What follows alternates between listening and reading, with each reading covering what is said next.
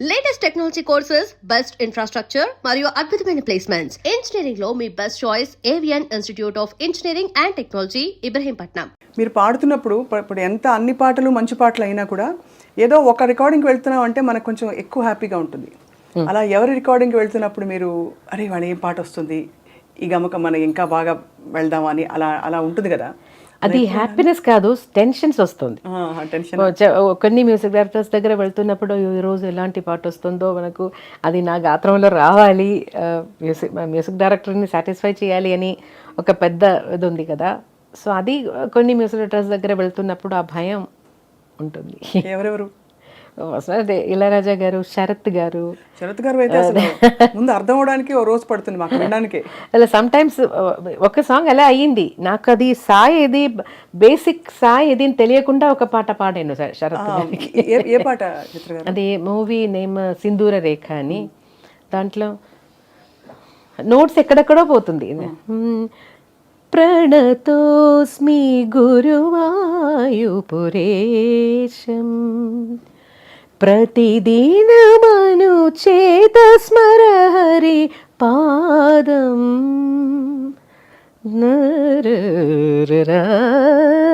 పరిపూర్ణమే తరరారరా కరుణానిధే సత్యం వ్రతభరిత తత్వం మమ హృదయం భక్తి స్వరలులితం ప్రణతోస్మి. అదే బేసిక్ సాయి దాన్ని అర్థం అవుతుంది, అయితే ఎక్కడెక్కడ పోతుందో నోట్స్ నొటేషన్ రాస్తున్నప్పుడు చాలా టెన్షన్ అయిపోయాను. శరత్ గారి పాటలన్నీ కొంచెం మీరు ఫస్ట్ పాడింది అంటే ఫస్ట్ లో పాడిన పాట మధురం గాయతి శరత్ గారి. అది ఫస్ట్ కాదు, శరత్ దగ్గర కొన్ని పని చేసిన తర్వాత తీసిన ఆల్బమ్. అదే అసలు అంటే చాలా కష్టమైన పాట. ఆ ఆల్బమ్ లో అన్ని మంచి సాంగ్సే. ఇప్పుడు కూడా అది వింటే చాలా ఫ్రెష్ గా అనిపిస్తుంది. చాలా గొప్ప పాటలు పాడుతూ ఈ క్రమంలో మనం సీనియర్ గాయని మణుల పాటలు ట్రై చేస్తూ ఉంటాం నేర్చుకుంటున్నప్పుడు. నిజంగా కాన్సర్ట్స్ కోసం అని అది కూడా ఇంకొక విషయం కూడా చెప్పాలి. మన లిరిసిస్ట్ వైరముత్తు గారు ముందు నేను కేరళ నుంచి వచ్చాను, కొన్ని తమిళ్ సాంగ్స్ కొన్ని తెలుసు, అయితే బాగా ఎక్కువ పాటలు తెలీదు. సో అప్పుడు వైరముత్తు గారు నాకు సుశీల గారు పాడిన ఒక 2 క్యాసెట్స్ ఇచ్చేసి, ఇది మీరు నేర్చుకొని మీ గొంతులో పాడి నాకు క్యాసెట్ పంపేయండి అని ఇచ్చేశారు.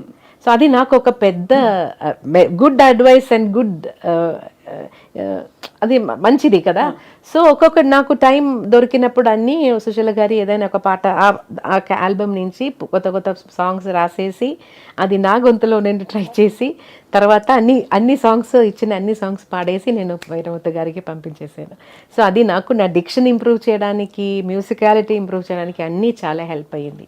అలాగే ఇళయరాజా గారు అడ్వైస్ చేసినది ఎక్స్ప్రెషన్స్ కోసం జానకి అమ్మ సాంగ్స్ విను, దాంట్లో ఒక సిచ్యువేషన్ నేను చెప్తే దానికి ఎలా కావాలో ఆటోమేటిక్గా అమ్మ ఇస్తున్నారు. I don't have to tell her more. నాకు నా మనసులో ఏముందో అది అలాగే అమ్మ పాడతారు అని. సో అప్పుడు అమ్మ పాటలు కూడా చాలా విన్నాను. తర్వాత మలయాళంలో చాలా సాంగ్స్ జానకి అమ్మ ఇద్దరు పాడారు, అయితే కాన్సర్ట్స్ కోసం జానకి అమ్మ సాంగ్స్ చాలా ఎక్కువ నేను ప్రాక్టీస్ చేశాను. సుశీలమ్మ పాటల్లో తెలుగు పాటల్లో ఏమన్నా మీరు ప్రాక్టీస్ చేశారా? పాడనా తెలుగు పాట, అది నేడే ఈనాడే, తర్వాత అలాంటి కొన్ని పాటలు తెలుసు. సుశీలమ్మ గారు ఎంత మెచ్చుకుంటారు చిత్ర గారి పాటని. వీళ్ళందరూ సీనియర్ గాయని మణులందరూ, మీరు అఫ్ కోర్స్ మీరు కూడా చాలా సీనియర్, బట్ వాళ్ళు మన అందరికంటే సీనియర్ కాబట్టి వాళ్ళు ఎప్పుడు ప్రస్తావించినా మీ పేరు తీసుకొస్తుంటారు, మీ పాటలోని గొప్పతనాన్ని చెప్తుంటారు, ఎంత బాగా పాడుతున్నారని చెప్పి. సో గురువు గారు మిమ్మల్ని చూసి చాలా మురిసిపోయి ఉంటారు కదా, మీ పాట విని మీరు ఇంప్రూవ్ అయింది, మీరు పురోగతి సాధించి జీవితం. నేను చెన్నైకి షిఫ్ట్ అయిన తర్వాత అప్పుడప్పుడు ఎప్పుడైనా నాకు టైం దొరుకుతుందో అప్పుడు పోయి నా టీచర్ని మీట్ చేస్తాను. అలా టీచర్ కూడా బిజీగా క్లాసెస్, కాన్సర్ట్స్ అలా టీచర్ కూడా బిజీగానే ఉన్నారు. నేను ఊరు వెళ్తున్న టైంలో ఉన్నారంటే వెళ్ళి చూస్తాను. ఏమంటారు మీ పాట విని, మీ సినిమా పాట విని ఏమంటారు? She's always proud. Always proud of you. She always all వాళ్ళ అమ్మ టీచర్ బయోడేటాలో కాదంటే అన్ని చోట్ల నా పేరు కూడా రాసింది. సంతోషం. ఎంత గొప్ప జీవితం, ఎంత గొప్ప ప్రయాణం చిత్ర గారు. ఇలా కొనసాగిస్తున్న తరుణంలో ఎప్పుడు మీకు అంటే ఇతరుల పాటల స్టైల్స్ మారుతున్నప్పుడు, ఉదాహరణకి నేను ఈ టైప్ పాట పాడలేదే అని ఏమన్నా అనిపించిందా? ఇప్పుడు బాగా బేస్ వాయిస్ వేసి పెప్పీ నంబర్స్ అలాంటిది ఇంకా పాడాలి అని అన్ని పాడని ఇది పాడలేదే అలాంటి బాణి ఏమన్నా అనిపించిందా మీకు? ఫస్ట్ నేను ఇలా రికార్డింగ్ వెళ్ళి అక్కడ అయ్యో నా వల్ల కాదని అయిన ఒక సాంగ్ ఉంది. అది చాలా నాకు ఇబ్బంది అయిపోయింది. నా ఫాదర్ ఉన్న టైంలో, నా ఎంట్రీ టైం అది. అప్పుడు డబ్బింగ్ మూవీస్ వస్తుంది కదా, అది బాలు గారు జానకి గారు పాడే ఒక ఫిలిం, మలేషియా వాసుదేవన్ గారు నేను తమిళ్లో పాడుతున్నాను. దానికి థియేటర్కి వెళ్ళి అలా పాట వాళ్ళు వేస్తారు కదా మనం నేర్చుకోవడానికి. పాట వింటే డిఫరెంట్ నవ్వు. మెయిల్ లైన్ ఒక లైన్ పాడితే జానకి గారు నవ్వు, అదన్నీ ఒక్కొక్క నవ్వు డిఫరెంట్.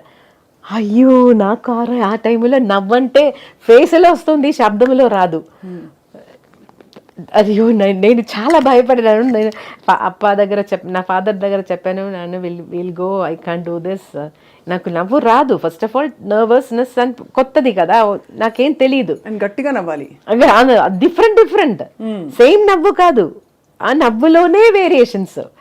అయ్యో నా వల్ల కాదని నా అప్ప ఏం చెప్పారంటే, ఎక్కడైనా ఎలాగైనా వచ్చేసారు కదా, ఇప్పుడు నేను పాడనని వెళ్ళిపోతే అది మంచిది కాదు, సో ట్రై చేయి, బాగలేదంటే వాళ్ళు వేరే ఎవరి చేత అయినా let them make somebody else Singh. అప్పుడు కొంచెం సరే ట్రై చేద్దాం, నా వల్ల కాదు అది నాకు తెలుసు, కానీ తప్పకుండా ఆ పర్ఫెక్షన్ నాకు రాదు, అయితే ట్రై చేద్దాం అని ట్రై చేశాను. ఆ పాట ఒరిజినల్ ఉందో లేదో నాకు తెలియదు, పాడేసి వచ్చేసాను అంతే. ఏదో సేమ్ నవ్వు వచ్చింది, డిఫరెంట్ నవ్వు రాలేదు. నిజంగానే మీరు చెప్తుంటే నవ్వింది మల్లె చెండు ఆ పాట వింటారు మీరు, జానకి గారి పాట. నవ్వింది మల్లె చెండు, నచ్చింది గర్ల్ ఫ్రెండ్, గట్టిగా నవ్వులు వస్తాయి. ఆ పాట ఏమో తెలీదు. అదే లేకపోతే సిరిమల్లె పువ్వులే నవ్వు, అదే అది కూడా సిరి చిన్నారి. పల్లవిలో లైన్సే లేదు, నవ్వు మాత్రం. మేబీ చరణంలో లైన్స్ ఉన్నాయి, పల్లవి మొత్తం నవ్వు. అది మీకు మోస్ట్ ఛాలెంజింగ్ అనిపించింది? మోస్ట్ అదే ఇలా టిక్లు చేస్తారు అప్పుడు. చిన్నగా స్టార్ట్ అయ్యి పెద్దగా అయిపోయింది. అయ్యో జానకి గారు నా వల్ల కాదు, అయ్యో ఎలా చేశారో అమ్మ, అయ్యో. జానకి గారు ఆ పాట మీరు వినే ఉంటారు కదా, కన్నడ 2 రాగాలు అభోగి తోడి కలిసి వస్తాయి, శివశంకరి. నాలిగే తోరు శివనను చరిసద దేవరయ. విన్నారా? కాంపిటీషన్స్ లో పిల్లలు పాడతారు, పాడేవారు, నేను పాడలేదు, పిల్లలు పాడుతున్నారు. అది విన్నా, దానికోసం మనం తయారవ్వాలి కదా, సో అప్పుడు విన్నాను. అంటే నేను నేర్చుకోలేదు. Very difficult song, very difficult. అలా మీకు అంటే శరత్ గారు పాట పాడితే ఇంక అసలు ఒక విధంగా సంగీతాన్ని జయించినట్టే. ఎందుకంటే అంత కష్టమైన పాట మీరు పాడేశాక ఇవన్నీ అట్లీస్ట్ ఒక మీటర్లో సాగుతాయి, అక్కడైతే అర్థం కాని కష్టమైన పాటలు ఎలా పాడతారో మీరు అని అందరూ ఆశ్చర్యపోతుంటారు. అంటే చాలా గంటలు మీకు అవలీలగా ఇలా టేక్ ఆర్టిస్ట్ మీరు చిత్రకారని కూడా అంటారు. అదేం కాదు, రిహార్సల్స్ కావాలి, తప్పకుండా రిహార్సల్స్ చేసి రికార్డ్ చేస్తాను. అయితే అప్పుడు అన్ని లైవ్ రికార్డింగ్ కాబట్టి ఏదైనా చిన్న మిస్టేక్ వస్తే కూడా అది అలాగే వెళ్ళిపోతుంది.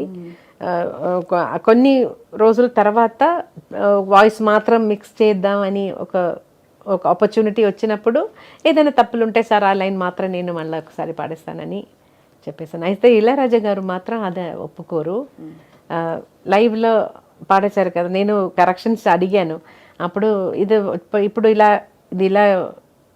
Let it be like this, but ఫ్యూచర్లో మళ్ళీ పాడుతున్నప్పుడు ఇలాంటి మిస్టేక్స్ రాకుండా చూడు అని చెప్పేస్తారు. అప్పుడు బాధ లేదా? బాధ కాదు, అదన్నీ అడ్వైసెస్ కదా. అయ్యో అంటే బాధ సే ఎనీథింగ్ నో సార్. అంటే బాధ అంటే మీరు అంత సాధించిన సింగర్గా అప్పుడు నేను సమానులు అవును అవును తప్పకుండా గురు సమానులు చెప్తే అయ్యో నేను గురువు గారి ఎక్స్పెక్టేషన్ అందుకోలేదే అని ఒక బాధ ఉంటుంది కదా. అది ఉంటుంది. అదే అయితే నేనే అది చెప్పాను నన్ను మళ్ళీ మరొకసారి పాడతాను అని. ఇలా వదిలే అది వదిలే ఇది ఇలాగే let it be like this will do it next సాంగ్లో అలాగే చెప్పారు. తెలుగులో